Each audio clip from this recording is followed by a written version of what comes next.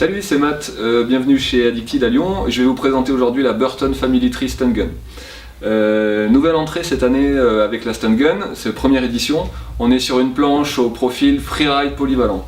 Donc on va avoir un shape freeride assez marqué justement par des inserts qui vont être légèrement décalés sur l'arrière pour donner justement le côté un petit peu plus directionnel, un petit peu plus pivotant dans la conduite de courbe, et puis un shape aussi assez particulier, assez marqué justement par cette spatule à l'avant qui va être très segmentée, ça va lui donner un look hyper agressif.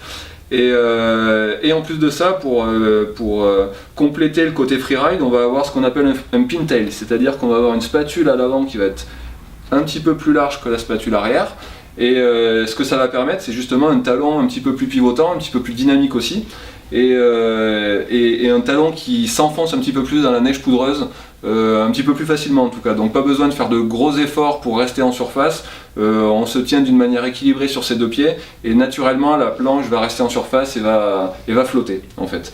Au niveau du cambre, c'est-à-dire l'allure du noyau, on va être sur un cambre directionnel. On va avoir un cambre classique, hop, sous les deux pieds jusqu'au talon, qui va donner tout le punch à la planche, qui va lui donner beaucoup d'accroche et de précision aussi.